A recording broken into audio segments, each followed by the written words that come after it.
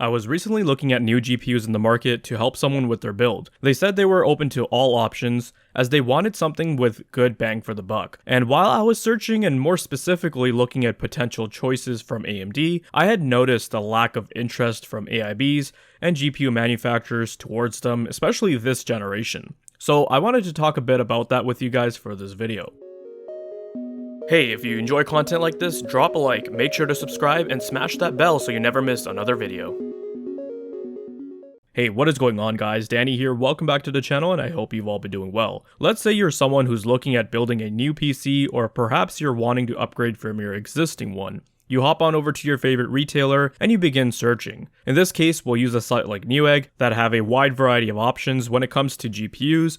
I also like their site because they have good filters on the side that you can apply so you're able to easily sort for what you're interested in. For this example, let's say this user is a high-end gamer and are looking for a graphics card that will handle 1440p really well, is high refresh capable, and can also play modern single-player titles at 4K with decent settings.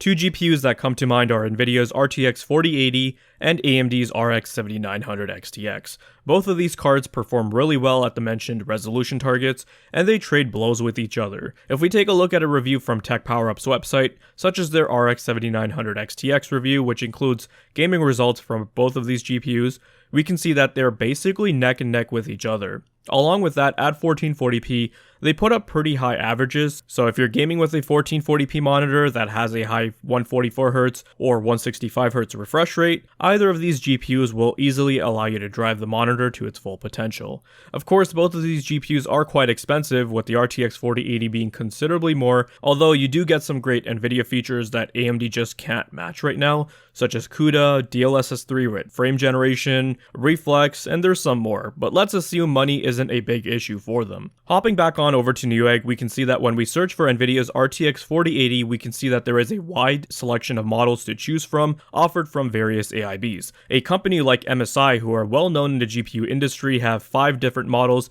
of the RTX 4080 that they offer. Now, the differences between them really just comes down to the cooler's design. At the end of the day, they're all 4080s and will perform within margin of each other, so I usually suggest to people don't worry about the higher end models, just get the cheapest. But if noise and heat are a huge concern for you, or perhaps you like RGB, then the more expensive models might be worth it to you. Anyways, that was just one AIB. Asus has like 7 different variants that they sell of the RTX 4080, but it's worth mentioning that some of the cards are also just duplicates because they're using the same coolers and everything, but they have a slightly better binned chip, and they're called OC models because they're factory overclocked and therefore come with higher advertised boost frequency targets. They do also have special Noctua editions which utilizes Noctua's tech and fans. It'll probably perform pretty well when it comes to thermals and acoustics, but I personally don't think it's worth the premium. It's almost nearly as much as a 4090. Take a look at Gigabyte. They've got around the same number of different models as Asus does, and a couple of their models are quite unique as they have an integrated water block for liquid coolers. When it comes to the RX 7900 XTX from AMD, there's a stark difference in the amount of interest from these brands that make both Nvidia and AMD graphics cards. We saw MSI had like 5 different models, right? Well, how many variants do you think they made for the RX 7900 XTX? Just one. That's it. And to top it off, they ended up using the same cooler from last gen, the same one they had used on the 6800 XT and RTX 3080. They even called it the Gaming Trio Classic. Asus ended up doing something similar. They have just one model, but at least it's the updated version of their TUF design, the same one that's used on the RTX 4080. The situation with Gigabyte is the same as well. These manufacturers clearly didn't want to put the effort in designing various different models or even unique designs exclusive to AMD.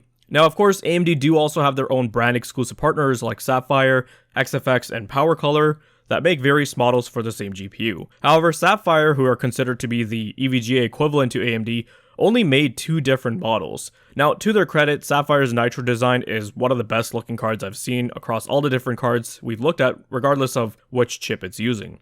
XFX, who are another large partner for AMD, only made one, which is this Merc 310 model. I think it looks really clean and from what I've heard performs really well when it comes to thermals and acoustics.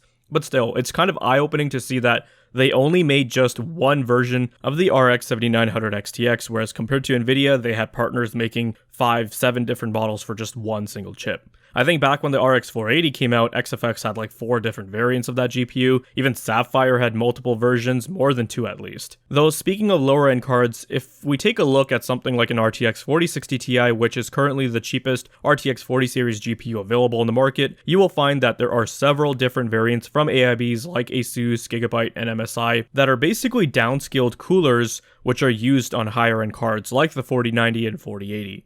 When we take a look at the RX 7600, which is the entry-level GPU for the RX 7000 series, the same situation we saw with the RX 7900 XTX is happening here. And you'd think that perhaps there is lower supply of those high-end GPUs, so they couldn't make a lot, but the 7600 has such a small die that they'll get loads of these off of one wafer. Along with that, the manufacturers are just using last-gen coolers. Now, don't get me wrong, I'm not really complaining about the lack of variants or the coolers themselves, or the fact that they didn't update the models. Me personally, I think 3 different variants for a single GPU is ample. Any more than that is kind of overkill, and even if they used last gen models, I don't care. As long as they perform well in regards to thermals and acoustics, I really couldn't care what it looks like. The only reason why I brought this up is because I wanted to highlight how these manufacturers value Nvidia and how they value AMD. There are many reasons for this, which we'll go over some, and the first one, which should be obvious to you, is market share and dominance. In the GPU space, Nvidia is much larger than AMD. They've essentially got a monopoly in the market, and their user base is enormous compared to AMD's user base,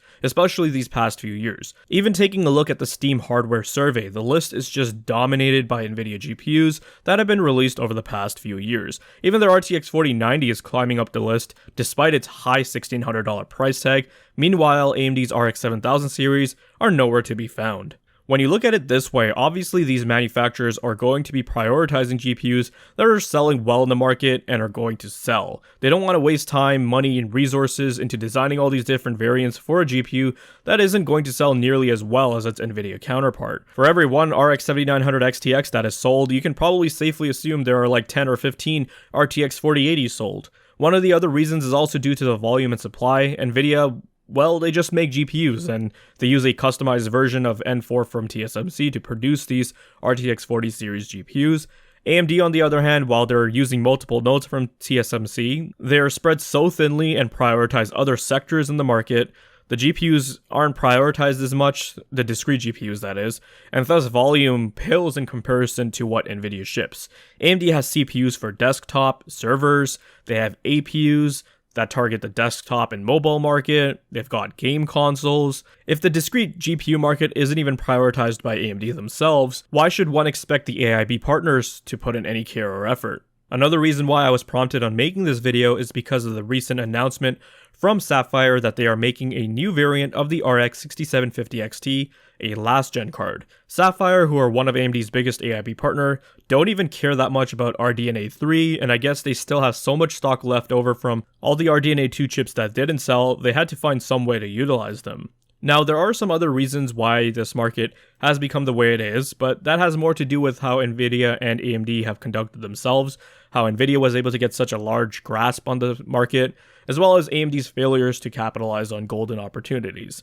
That is all stuff to be discussed in a separate video, but I have covered some of those reasons in previous videos if you're interested. What I wanted to focus on and highlight for this video was how the AIB partners seem to have this special treatment for Nvidia GPUs, whereas AMD GPUs kind of seem like an afterthought for them. Also, this isn't anything new, this has been going on for many years. I remember when AMD launched Vega 64 and the reception was poor, Asus was like, yeah, we can't be bothered by this. They literally slapped on an Nvidia Strix cooler and called it a day, which resulted in the card performing really badly when it came to thermals, as it wasn't designed for an AMD GPU, it was designed for Nvidia specs. I personally don't see the situation improving, considering the downhill route the Radeon Technologies group is headed in, until they can bring out a product that can entice a lot of people and give Nvidia a good run for their money, so eventually they can claw back some market share. Things are going to remain the way they are.